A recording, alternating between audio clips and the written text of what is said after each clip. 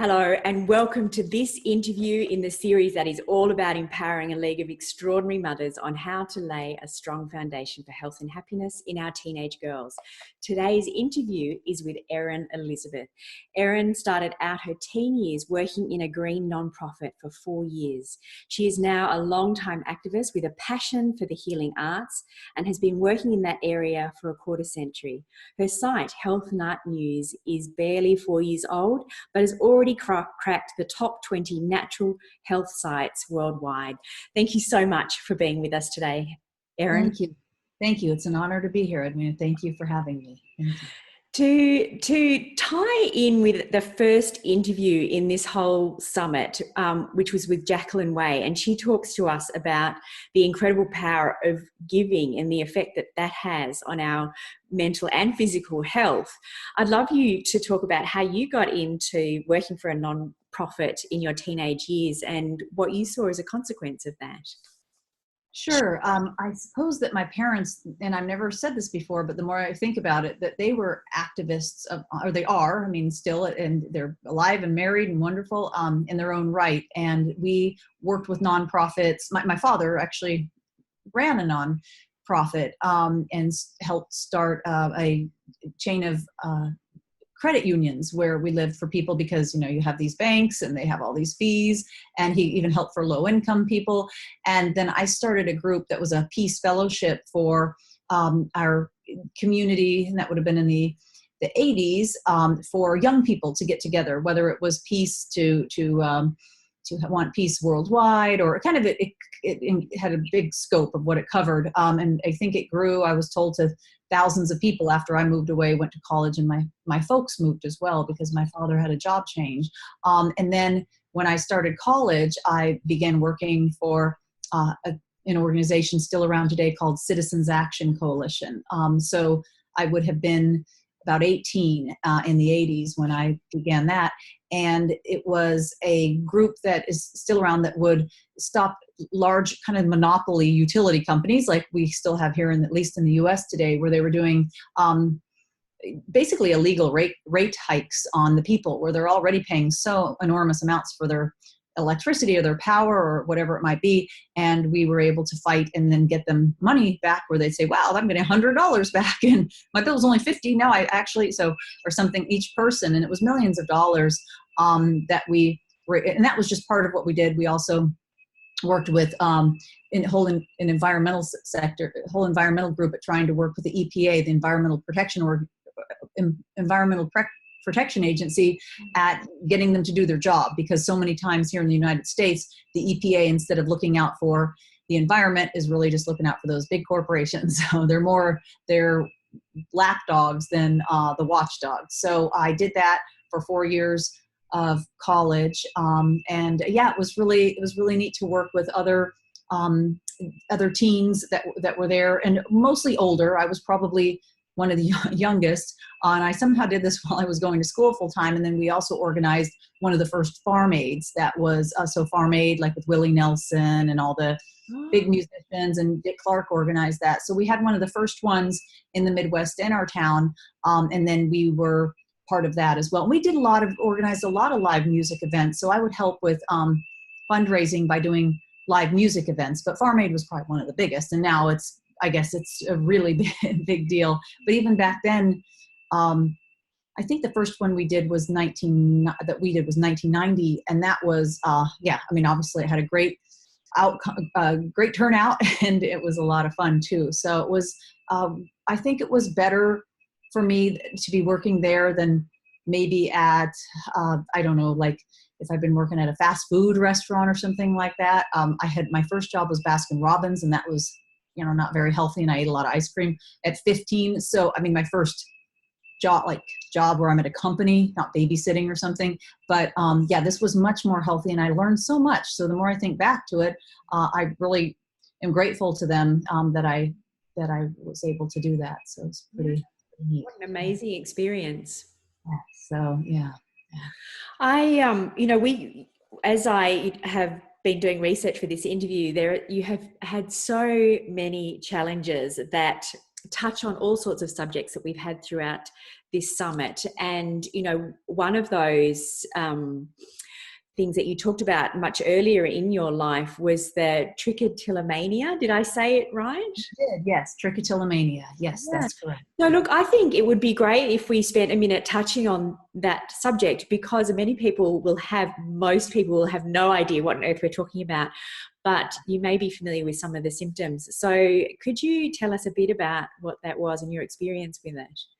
Sure. Yeah, I can already just tell it's going to be an interesting interview. Back when I was growing up in college, right around that time of college, our house was hit by a tornado and destroyed, and our neighbors died. And I usually don't talk about this in interviews. Our dog and cat died.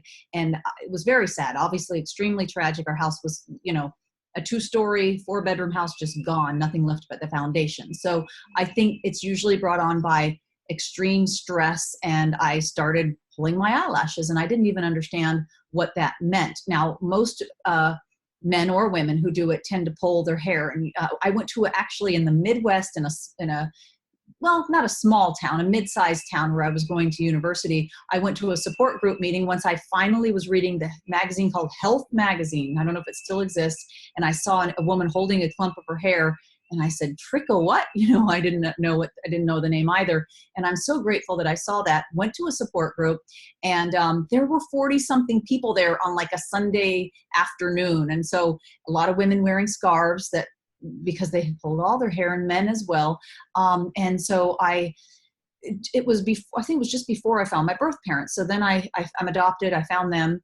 And I asked my birth mother, who also ironically is she was living in Switzerland as a journalist, and worked for a nonprofit World Wildlife Fund for a number of years. So I asked her, she didn't have it, said it's probably on your birth father's side. So then when I met him shortly thereafter, and he was living in Washington, D.C., it did turn out that he didn't know at first, but that several of my cousins had it, and my aunt. And so that would prove, since I was never even met my birth parents, besides maybe when I was born, that it was not a learned behavior.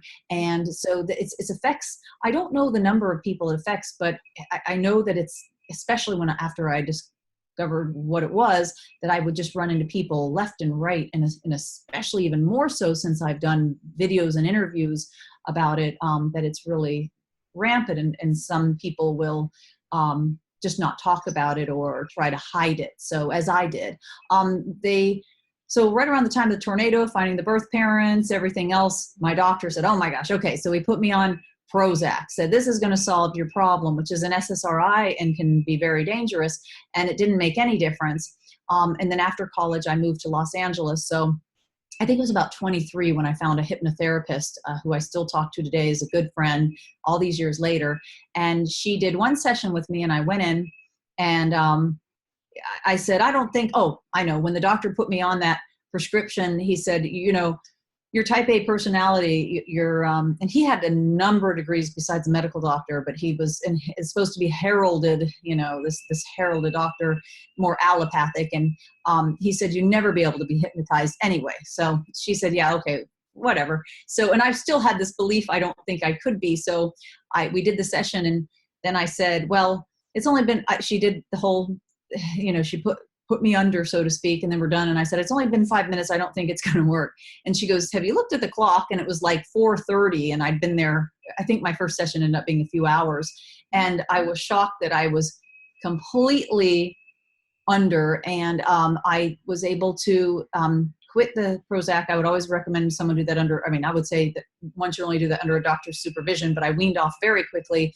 And really, it is one of my probably greatest feats that I have all my eyelashes now, and that I don't pull, and I didn't pull after that visit. I mean, once in a while things get stressful, I might kind of touch at the eyelashes, but I still will do occasional maintenance with her. But it was just amazing. So I'm very grateful to her. It was life-changing, because I actually would, and this is very common, it would get so bad that I wouldn't just use tweezers, but then would go to even nail clippers to try to get the newest eyelash. And I actually got several eye infections, as well as people asking me why I had no eyelashes. So, and for a teenage girl, I think I was just at the end of my teens there, when I started with a storm, it was really difficult. Yeah, and there's so many teenage girls now that, and boys as well. There were men at those meetings as well, that do this, and they don't realize that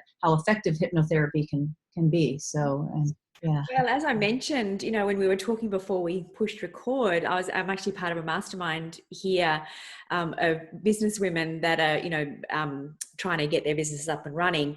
And there is a clinical hypnotherapist in our group who specializes in Trichotillomania. It's amazing. Wow. I didn't even know there. Yes, when you just said that before, I didn't know if there was such a thing, and that's wonderful. I guess it's that prevalent that's probably most of her practice. So, well, apparently it is prevalent, and it seems to be more prevalent in girls. And I think that's the power of these conversations, is that even if there's just one mum out there that goes, oh my gosh, it's actually got a name, and then we can do something about it.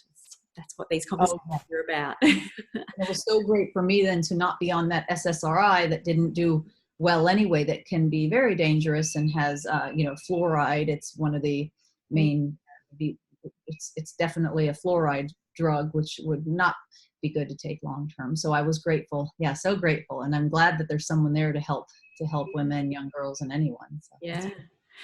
So, in hearing little touches of that story, you have got a long history of dealing with very high stress. I think it wasn't just one hurricane. There's been more than one. Tornado. Well, that one was a tornado. And then, yes, I've been through, I moved here to Florida in January 2004, maybe December 2003, but basically January 2004.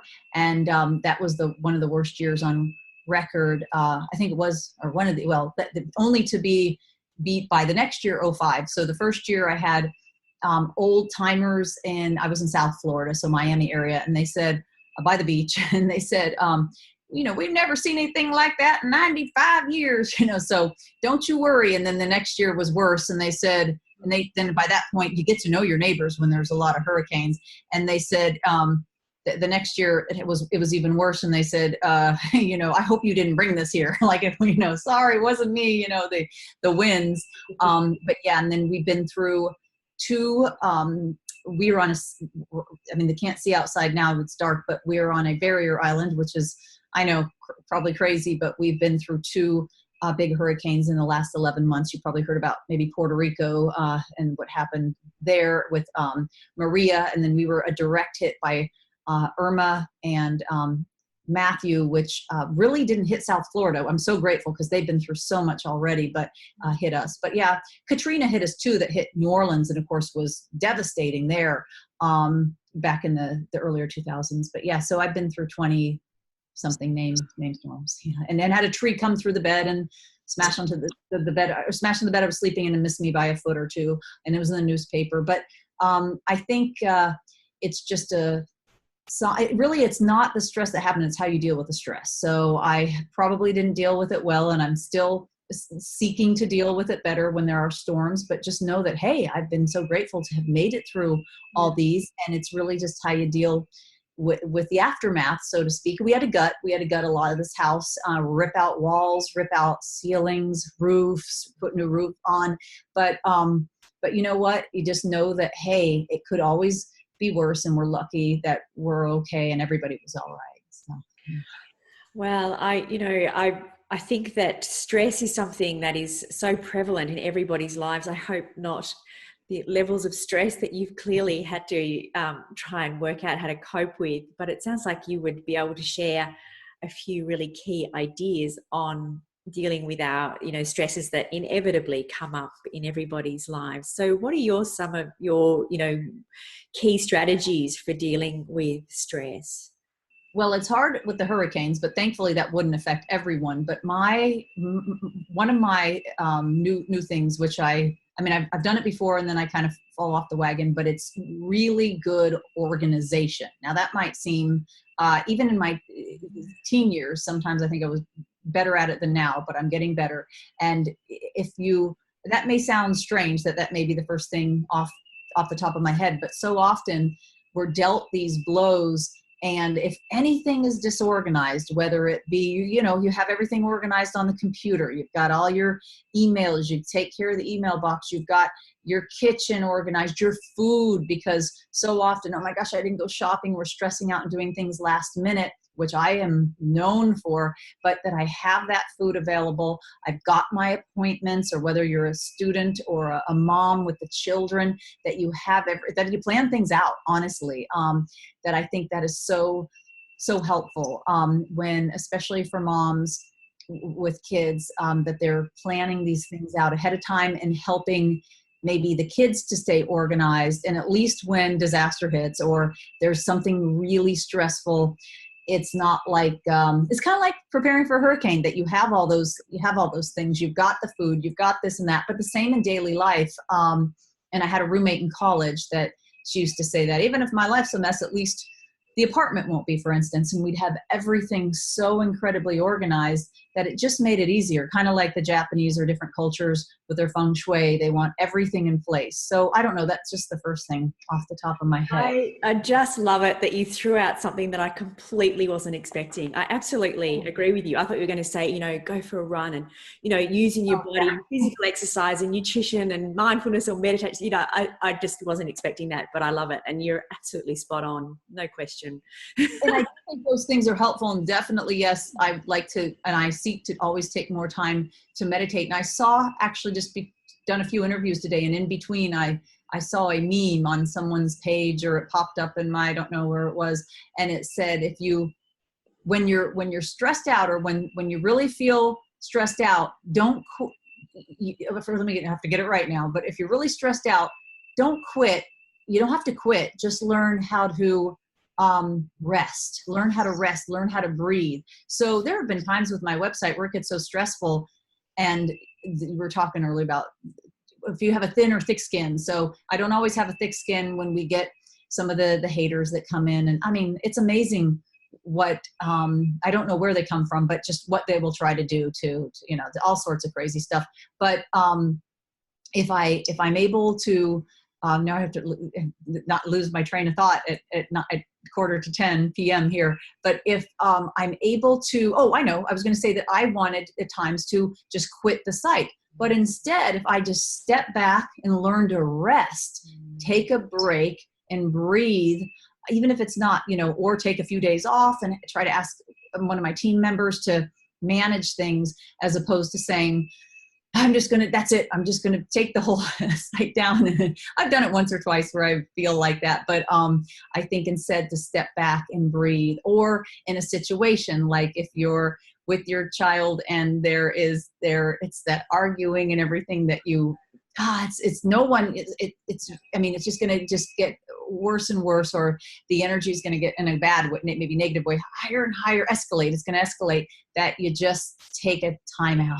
And sometimes then when you regroup, I think that things are calmer in both parties, or maybe there's three parties are calmer. And that could apply maybe with whether it's two adults or an adult child, or whatever the situation. And that's something else. As hard as it is to walk away and take that break, I think, and let the ego get in the way.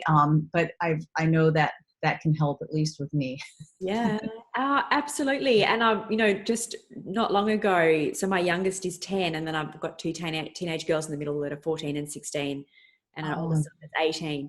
But with my 10-year-old, we got into one of those battles. I was exhausted end of the day, and he was going, and we just, you know, it's like this ridiculous scenario. You can just watch it building. Yes. And in my head, I'm going, oh my goodness, just walk away, Edwina. Yes. Saying, don't walk away from me, mummy. But then, you know, you can never have reasonable conversations at those times. And so the next day I said to him, honey, when those situations arise, because they do arise, let's agree to just walk away, even if it's for 10 minutes, simmer down, or the next day we can talk about it, because you can never have a rational conversation. And I know, you know, when you feel like that, and I know now with my 14 and 16-year-old girls, we just don't get to that place because I have trained them. That's good. That's difficult. It Gosh. is. Just take a breath. Just go to your room, agree to disagree, and we'll work it out in a couple of hours or tomorrow or something. But it's a skill. Yes. Oh yeah, no. My hat's off to you. My gosh. So that's tough. But yeah, and I know it's always easier said than done but that's that's great that you're able to do that successfully. So yeah, tough. Well, it's all great in theory. I mean, one of them will prove me wrong tomorrow because that's how it works. Right. Yeah, I know, right? Murphy's law, so to speak, right? So yeah. Exactly. Yeah, I've heard that all my life. Oh yeah, with the name, right? No, yeah. You say, oh, I say that, and then Murphy's law, it'll happen. Yeah. So it'll come back to bite me. Right. Oh, and I think another thing. No, you just made me think of another thing that I think I've learned through, especially through being in Florida, because you can't, a tornado, we could at least go a mile away and there were other places to go. But with hurricanes or with any kind of stress, that have a sense of humor. That's the other thing. So maybe that's not your normal healthy thing. I mean, I know there are many, there could be supplements I could recommend or exercises or breathing techniques, but I don't know, people probably hear about those things more first, but I think a sense of humor is what has helped me through so many adversities in life, that where I really just keep that sense of humor no matter what. It helps to cope, just to have a little bit of sense of humor about the whole thing. So, and another wholeheartedly agree with you moment. When I sign off on my emails, I sign my emails with passion, compassion, humor, and style. And I write that because it reminds me of how I want to show up in the world. And I'm sure there's lots of people that receive that and go, what on earth? Oh, I like it very much. Yeah, that's great. No, that's a beautiful sign off. And so a little bit of humor goes a long way. Humor is important. Yeah.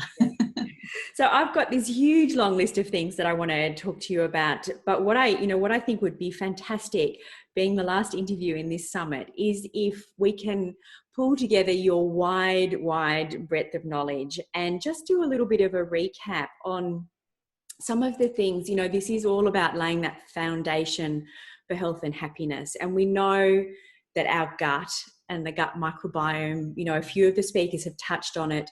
But if we could look at, what you see as the importance in, through fitness and through nutrition, and perhaps some of the beauty stuff as well, some of the personal care things that, our girls are using so many products every day, whether it's just soaps and shampoos or makeups and all those things, how they all have an impact. But if we can use this the rest of our time together to do a bit of a recap from your perspective, I would love to do that. So everybody knows I'm a passionate foodie, and so I'll start with nutrition. So if you were talking to a mum who has a teenage girl and she wants to enable her to launch herself into life equipped with the skills to feed herself properly, what would be, how would you sum up like a philosophy or how you would address that? Wow. Yeah, big question. Big question. I guess the first thing that comes to mind was something that I didn't listen to as much as I should have, but I remember being in my teens, and we don't have cable now, but back when I would watch TV before the internet, and there was a dietitian on there saying, or nutritionist, and it was surprising to see on national TV saying to learn to shop on the four walls. So like the four edges of the store. And I don't know if it would be the same there in Australia, because I still haven't gotten to visit there yet. But of course, then you'd have your produce or all the fresh foods on the outside as opposed to the aisle food. And I think that I wish I love my folks, but they just health that I wasn't, that wasn't their passion. But I would hope then that someone, maybe even the mom, not only might be able to teach her children how to maybe to cook, which was always a good thing, but also just to start with shopping, so that when they get older, and also not just grocery stores because they're hard to avoid, but here we're fortunate to have a couple of things that are now coming to mind. Well, farmers market. So we support our local farmers, and some of them aren't certified organic, but we know that they are not using pesticides. And so doesn't have an organic certification, but they have good, healthier soil. Maybe the soil isn't depleted. They've had their small farm a long time. So we support a lot of the small farmers. And then the other thing would be maybe growing, and it might sound I mean, even as I say it out loud, it still sounds kind of so unconventional, but I see more and more schools doing it. I used to live in California for 8 years, and I see it happening there, I mean, where they're teaching the students to grow food. And we had a small garden, but I'm born in Chicago, and being in that region, actually, I mean, we had good soil, but a shorter growing season. But learning even how to grow grow some food, start a garden, and to do gardening for teenage girls. And that may not be what's the most hippest thing right now for maybe teenage girls are like, yeah, I'm learning to garden, whereas it may have been 50 years ago. But I think you can bring that back, and it can be considered pretty cool if they were to be able to grow some of their own food. And then the other thing would be, I was just telling someone earlier today that there was an article in the Atlantic about how we, and then certainly the next generation of children now, but we have to work harder than our parents to like if we were trying to lose weight or even just maintain weight. So not to make it controversial, but at all, but like even just to maintain weight, it's more difficult than, like they said, the baby boomers, because because of the plastics, endocrine disruptors, and estrogen affect your estrogen, higher estrogen levels, the pesticides, the more processed food, even though people ate some processed food, say in the 70s or 80s, and then moving on. But it is more difficult than it was for our parents, and certainly for the next generation, I think, to maintain weight, to lose weight, or just to eat healthy, really. So maybe at an early age and I don't remember where this just happened, but I know that I don't know if I was reading it or where it was, but a mom was talking about at an early age teaching her child, I know it sounds maybe a bit foreign, but to look at the labels. I don't think I really did as a teenager, and I wasn't aware, but to be looking to see what they're eating and learning about some of the ingredients of what they're going to be digesting. And so those would be a few tips, and maybe simple recipes that can be made from scratch, because of course a child and learn to prepare their foods and cook. I think that's important. I think that my brother he is a chef, and he was just an amazing chef. So they didn't see I had those talents as much. So, and they loved me very much, and I had my own talents, but he was the one who just became, blossomed into the chef. And I was left really with not a lot of cooking skills that I learned later. But teaching kids how to do that with simple recipes. And then, let's see. So was there another part to that question? I apologize. I think there's a couple of things that I'd love to add into that. One, we're going back to the labels. And we've part of this series is an interview with a woman called Cindy O'Meara, and she talks about it a little bit, and she's actually got a free download. So make sure that people go back and check that out. But I just want to reiterate that it's really important to focus on the ingredients list more than the nutrition panel. I don't know if it's the same in America, but yeah, it's the ingredients list that we really want to look at. And if you don't recognize what it is and you can't pronounce it, then that's probably a fairly good indication that you should avoid it. That's the one of the things. And the other thing is that recently I've had reason that I've had to be away from home quite a lot and overnight as well. And my 10-year-old son the other morning got up early before everybody else and made breakfast for everyone. And that was a scrambled eggs, and he's 10. Scrambled eggs with feta cheese and herbs out of the garden. And so it's, don't think that they can't, because they can. Yes. Oh, yeah, definitely. And that was the one thing. For some reason, breakfast was my favorite meal. So that I really was able to thrive in as a child and cook that. And never as great as the other. My parents were in gourmet clubs. My brother's a chef, so they could all. And my cousin's literally a professional chef. So they were the really gifted ones. But yeah, it doesn't have to be complicated, where you can be 10 years old and cook. That's so sweet, and cooking breakfast for everybody, and a healthy breakfast. Yeah, and I'm a big believer in the energy in food. If something's made with love, it just, it's a great start. You don't have to be a professional chef. I'm not. Oh, yeah. I think that's so true. Yeah, and I know that it can be, and I'm not either. So but I know it doesn't. It can be little more expensive. But the other thing I always encourage everyone is to, even if you can't find an organic, maybe restaurant in your a town you're visiting, but if they can support more the mom and pop place, I just feel like it's you hear about, oh, this husband wife run a little eatery, and maybe it's not expensive, but as opposed to here in the US, I don't know how bad it is there, but we have so many chains where I really do my best to avoid them, but where so many people flock to eat, but the food is just so unhealthy. And knowing people, or maybe friends' kids now who have worked for these chains in the past, everything, not even the dressings, are just powder and water, and where you could go to a mom and pop place and at least get something that's almost not homemade, but a little bit better, where they have a little place and it doesn't have to be expensive. But maybe teach them about avoiding fast food places, even though it seems so much easier, and having healthy snacks, because now I think more than ever, we're on the go so much, as you know, and so healthy whole food snacks that they can bring with them, or have in the car, or have at school if they don't have, so yeah, it's I know it's tough. So I can only imagine. Oh, it's exactly the same in Australia, Erin. And it's, the easy food to grab is the really cheap, devoid of nutrition stuff. And that's, it's a trap. And I know, my girls definitely know the difference, but they often get caught out because that's where their friends want to eat, and it's what they can afford and all those things. So I try not to get too caught up in all that, because it's what goes on at home and what they're eating 90% of the time that I can have some control over. Yeah, that's a good point. That's a good point, because on the other hand, they say you don't want to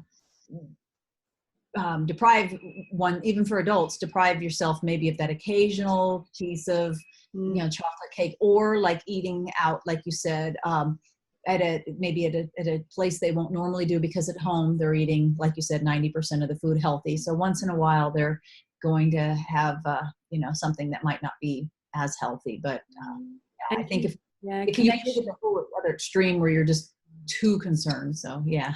And that can affect social life. And we know that connection is, a huge piece of this whole puzzle as well. Connection with our friends and our peers. So yeah, that's true. It's all a balancing act. But the more we talk about it and normalize it and give tips and ideas, that's what it's all about. So the other one on the list, the next one on the list is exercise. And I will say it again, it's my big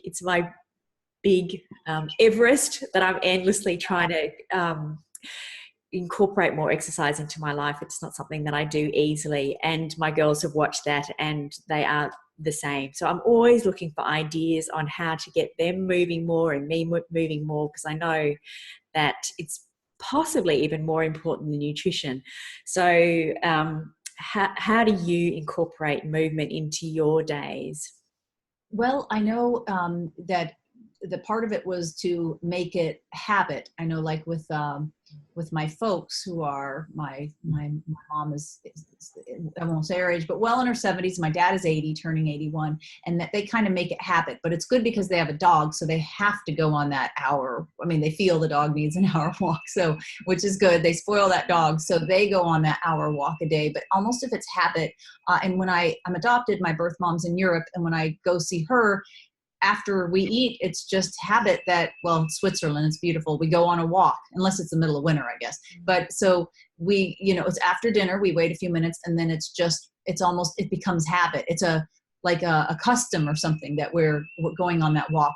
But when I was really struggling with my weight, and my weight had gone up quite a bit, and I was like a 37, 38, 39 inch waist, and I'm very, very petite. So that was very heavy for me.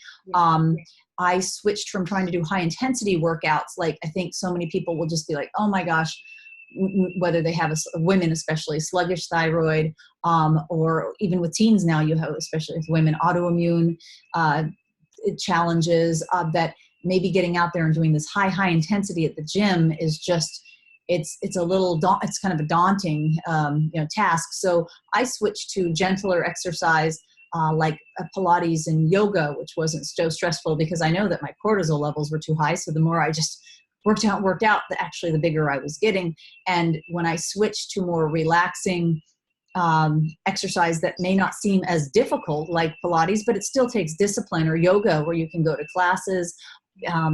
And if people say, okay, I know that we have a diverse audience. Some people say yoga, I don't feel that fits in maybe with my religion or something, then they can do Pilates. So there's no, nothing attached to that.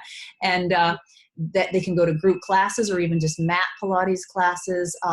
And that really helped me. And that's when I saw big changes along with my diet and other lifestyle changes. But so that would be my recommendation, that if it's difficult, and also that if you do it together, that's so important, that if you have somebody that kind of can help you be held accountable. And what I got, my parents and my brother, who's much younger, this was several years ago, but I mean, he's a decade younger. I got them a family gym membership where they could all go. They're all in the same town. And I'm like, okay, this is a pretty good idea, because they all my parents live together, and then my brother lived close enough. They could all go to the same gym under a family membership, and it's pretty affordable. And it was not a YMCA, but something like that. It was very nice. The Park and Rec, some gym, but had everything you could imagine, even a pool. And that was really nice, that if you do kind of do it together as a family, I think that helps. And then gently, maybe encourage the other family members to go. And I think back when, another thing, I don't know what this was about, but when I was growing up, I don't think, besides sports, because growing up in the Midwest, we did do sports, but I wasn't particularly coordinated to be doing, even though I was super tall, to be doing basketball. We didn't really do exercise, but I think now it's acceptable that even someone in their teens, they don't have to be doing lifting a ton of weights, but just to be doing activities is important, because from the age of however they do it there, kindergarten, 5 years old, 4, 5, 6, they're in school through college, sitting so much of the time, sedentary, and where they could just get out and do more activities, especially too, if weather permitting, to do outdoor activities together as well. Maybe not in a gym. Gym memberships are great, and I don't know how the gyms are there, but also to just do like the walking, maybe after dinner or before dinner, to work up an appetite. So little things like that you make habit. They say, we have a great, amazing doctor friend of ours here, and actually he's here part-time, but he says, if you do anything more than 30 days, then it usually is a habit. So something like a walk together, and that's time to maybe get to talk and to get to share things with other family members. So we often overlook the simplest things, don't we? And just going for a walk is, yeah. My mum will be 85 this year, and that's her thing. She's got this tribe of dogs and she lives near the beach, and that's her thing. She goes through it twice a day. The dogs have to go out. I'm sure the dogs get treated better than we ever did. Yeah, I know. That's what I feel like for the parents. I know. Wow, 85 years old, and she's out walking the dogs.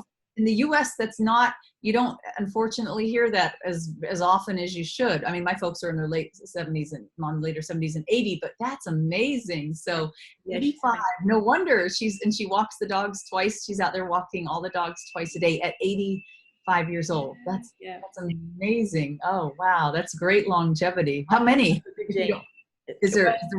She's got 4 dogs at the moment. Yeah. That's great. But still, that's awesome. Well, yeah, that's a true testament. So I love it. Yeah. I've got some good genes running through my. Yeah, I was just going to say. Yeah, I know. Yeah, that's great.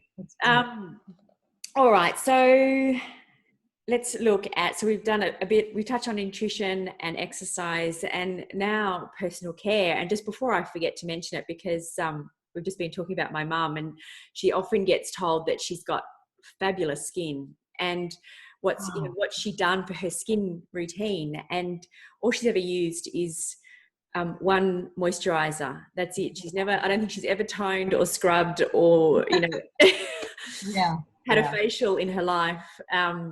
But she's she was a country girl, and she's always had great food, and she still just cooks veggies and a piece of meat or a salad and a piece of meat. She eats very simply, but just whole foods all the time. And I'm sure that's 90% of it, but just very simple, and maybe a bit of mascara and a lippy or something. So that's her secret. I can pass that on. that's amazing. So Gosh. what's your, how do you think about all the personal care products? And you talked about a little bit about the parabens and so on that are, causing havoc with our weight. And there's many, many chemicals that most of us are very unaware of that are in our everyday personal care products. But how do you look at, your personal care routine?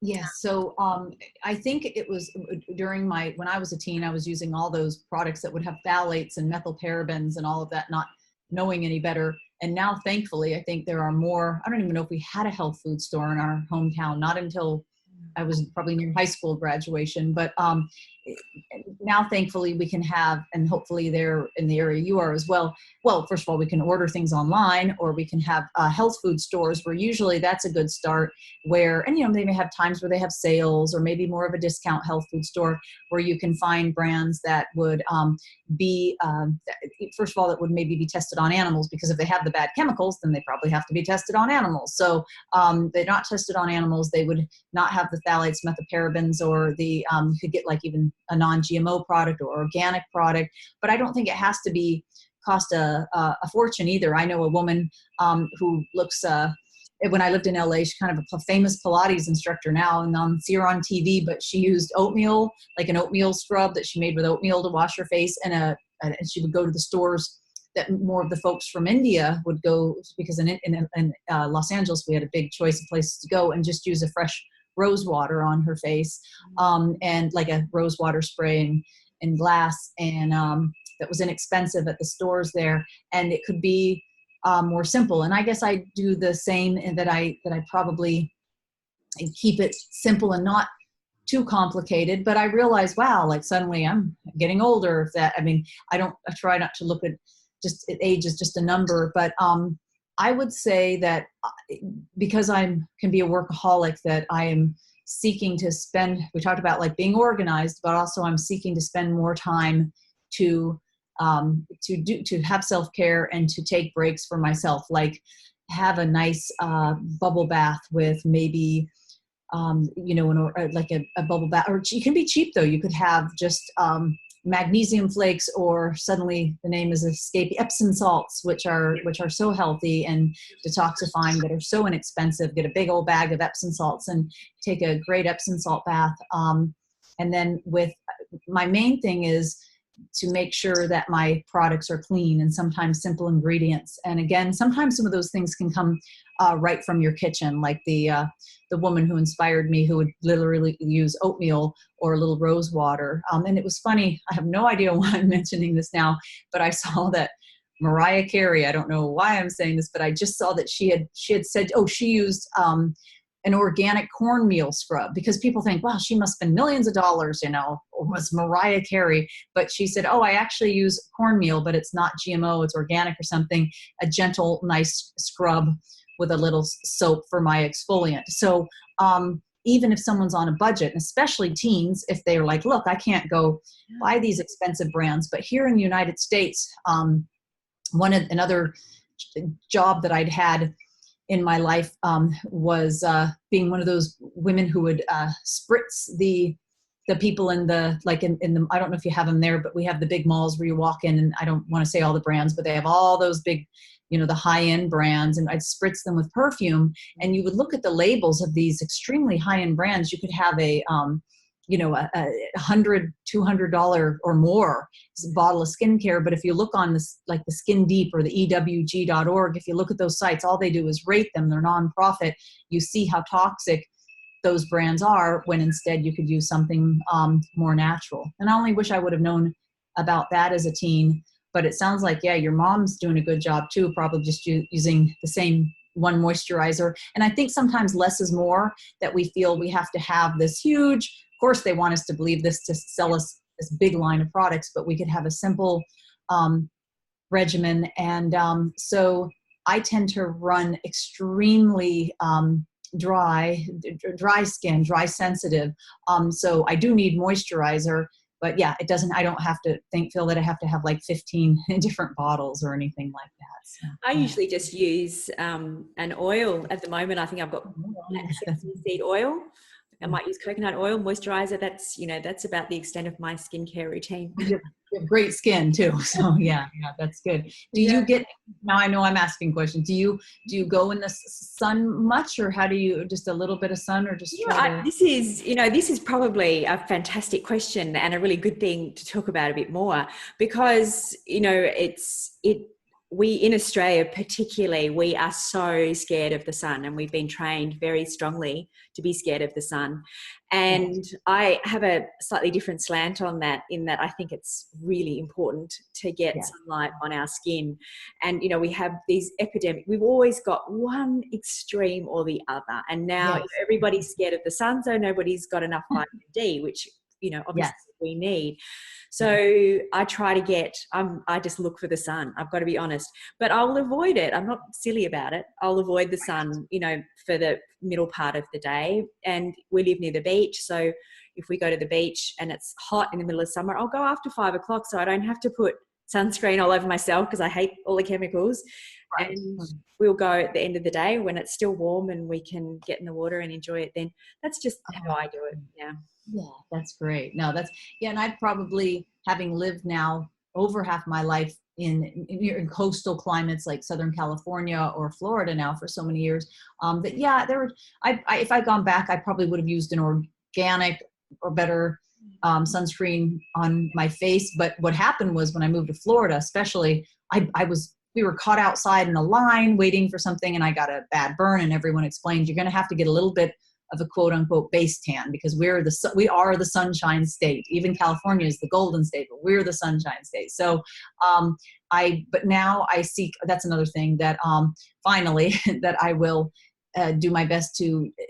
The only thing, I'm all about the sun too, but and I probably got a little pink being out there today, just because we ended up having to be out. I was outside between interviews, but if I were to do it over, I don't usually say that, but I would probably just use a little bit of on the face. That's kind of what Joe, my significant other, says, Dr. Mercola. I mean, he says just a little bit on the face, but let the rest of the body get exposed as much as possible, because you are right that we kind of have an epidemic where we're vitamin D deficient. And he believes that if you could actually decrease cancer rates quite a bit because if we have more vitamin D just from the sunshine, if nothing else, not necessarily supplementation. Yeah. So I think, Erin, it doesn't matter which aspect of healthcare we're looking at. I just feel like we've got to bring a bit more common sense into it. We get bombarded with so much information, and it's one extreme or the other, and it gets so confusing, and then people just throw their hands up and don't know what to do. But my husband's a big wave surfer, and he is in the ocean every day. He's just obsessed. But he'll avoid the sun whenever he can, because he's in the sun so often in the water. So it's just common sense. You've just got to look at your own life and what makes sense in our lives. And I can't let this go, because I was just laughing when I read on one of your blog posts recently about the latest facial trends with the foreskin, the Korean child. Oh gosh, yes, I know. Oh my gosh. People are paying $650 for a facial that's made out of foreskins. No, and even had it on Oprah, which I couldn't believe. And I know, it's just so silly when we could even use just a nice fruit plant or a fruit stem cell, in an inexpensive. And the other thing, in an inexpensive, gel or cream. The other thing I always recommend people is if they can, and it doesn't really have to be more expensive because you'll see expensive lines in plastic, but you can find a line that's cleaner in glass if possible, because of the plastic. If it were like if it were already, we have a problem with waters, bottled water, that it could leach into the plastic with BPA.